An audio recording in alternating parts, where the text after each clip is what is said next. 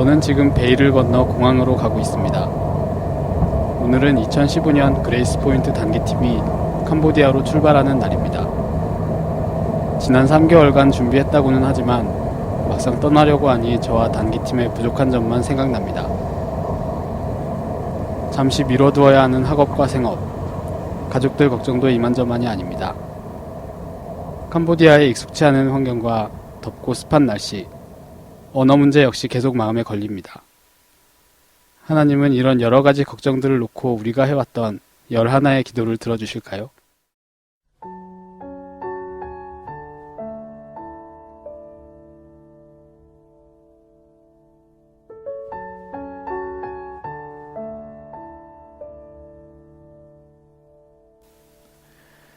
예수께서 그곳을 떠나 지나가시다가 마테라 하는 사람이 세간에 앉아있는 것을 보시고 이르시되 나를 따르라 하시니 일어나 따르니라.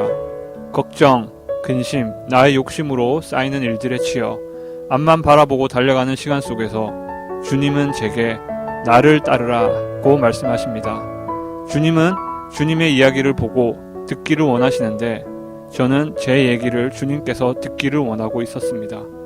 이번 캄보디아 방문을 통해 주님께서 주목하시는 곳에서 제게 해주고 싶은 얘기가 어떤 것인지 듣고자 하였습니다.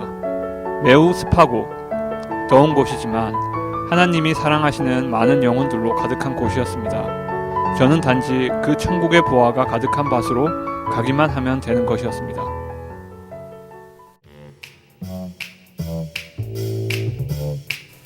첫날 아침, 유치원 아이들의 천사 같은 모습이 아직도 눈에 선합니다. 아무런 이유 없이 우리를 좋아해주던 그 아이들의 모습에서 사람이 할 수 없을 것만 같았던 조건 없는 사랑이 무엇인지 느끼게 되었습니다. 처음 보는 제게 멀리서부터 달려와 안기고 손을 잡아주면 한없이 행복하게 웃는 그 아이들은 어느새 순수함을 잃고 남을 비판하고 평가하는 것에 익숙해진 저의 모습과 너무나도 대조적이었습니다. 초등학교 아이들을 만나면서 그동안 제가 추구하던 인생이 죽은 소망에 갇혀 있는 것임을 알게 하셨습니다. 지난 10년은 영어 교사로서 더 높은 연봉과 이름을 알리고 싶은 욕심으로 일했던 시간들이었고 하나님이 일하시는 이곳에 내가 쓸모가 있을까 자꾸만 물어보게 되었습니다. 작고 초라한 교실 안에서 5일간 아이들과 함께했던 수업은 귀하고 복된 시간들이었습니다. 우리가 준비해간 찬양과 율동, 인형극, 그림자 인형극, 연극, 성경 이야기를 보여주면 아이들은 저의 기대보다 훨씬 더 좋아해 주었습니다.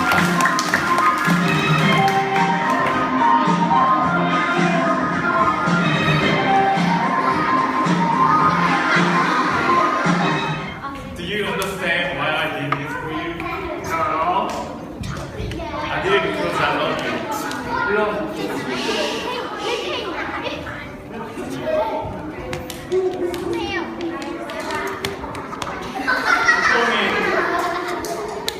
You call me teacher and Lord.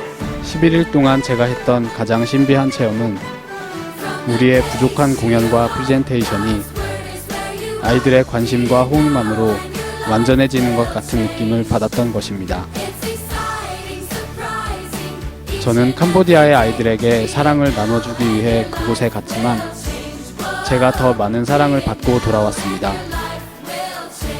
그리고 내가 다른 사람을 사랑할 준비가 되어 있는지, 다른 사람을 사랑하려면 어떻게 해야 하는지 전혀 모르고 있다는 것을 알게 되었습니다. 겨자씨 초등학교는 올해 처음으로 9명이 졸업합니다. 근처에는 이 아이들을 복음으로 양육할 수 있는 중학교가 없습니다. 그동안 배운 복음의 기억을 잊지 않기를 바라는 마음으로 일정 마지막 날 공연을 목표로 이 아이들과 합창을 준비했습니다. 단기팀 모두가 웃으며 노래를 불렀지만 졸업 후의 아이들을 생각하며 마음으로는 걱정과 안타까움의 눈물을 흘리고 있었습니다.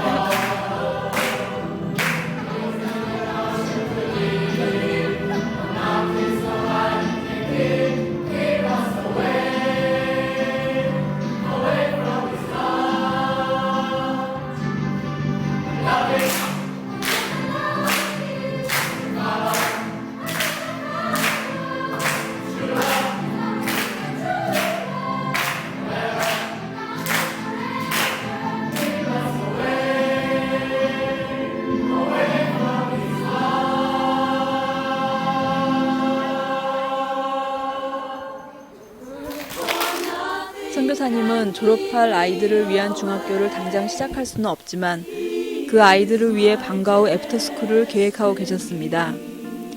하나님께서 이 아이들을 포기하지 않으신 만큼 나도 이 아이들을 위해 포기하지 않고 기도하리라 다짐했습니다.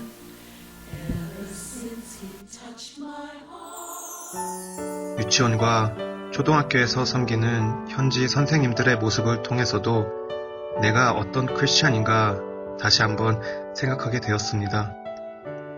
20대 초반의 젊은 나이에 높은 임금을 주는 곳으로 이직하기를 원하는 가족, 다른 직장의 유혹 등을 무릅쓰고 NIBC라는 공동체 안에 끝까지 남아 아이들에게 하나님의 말씀을 전하는 모습은 30살이 넘은 저에게도 도전이 되었습니다. 그들의 믿음은 이 땅의 것이 아니라 하늘 위의 보화를 쫓고 있는데 과연 나는 어떠한지 생각하게 되었고 부끄러운 저의 모습을 보게 되었습니다.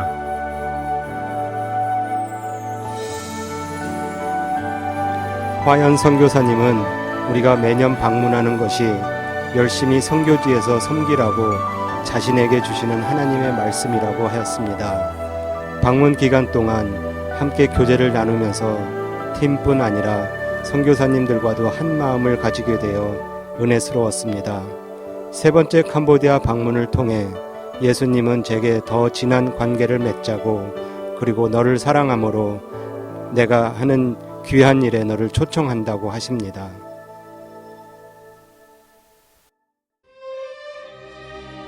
일정이 끝나고 공항으로 가는 길에 선교사님 차에서 제 가방이 떨어져 잃어버리는 사건이 생겼습니다.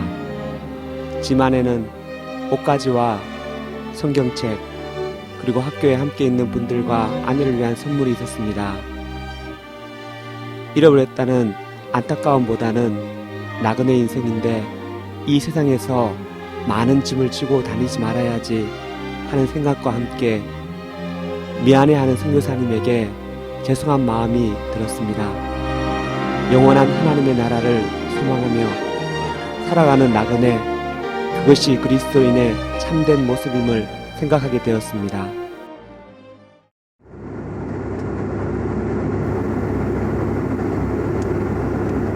저는 지금 비행기를 타고 샌프란시스코로 돌아가고 있습니다. 이제는 오히려 일상으로 돌아가는 것이 걱정될 정도로 이번 경험은 이전의 저의 삶과는 다른 것이었습니다. 새벽 DT 시간에 읽었던 베드로전서는 제게 말씀합니다. 하늘에 소망을 두고 땅에 미련이 없는 나그네의 삶을 살아야 한다고요. 지금도 여전히 땅에도 소망, 아니 욕심이 가득한 부끄러운 저의 모습을 되돌아봅니다. 지금의 제가 캄보디아로 떠나던 날의 저와 완전히 달라졌다고 할 수는 없습니다. 그렇지만 이번 여행을 통해 하나님께서 주신 사명이 무엇이고 복음을 전하는 일이 어떤 것인지 아주 조금이나마 맛볼 수 있었던 것 같습니다. 우리가 뿌린 아주 작은 복음의 겨자씨가 천국의 큰 열매를 맺기를 기대합니다. 캄보디아에서 만난 아이들의 해맑은 웃음을 떠올리며 다음을 기약해 봅니다.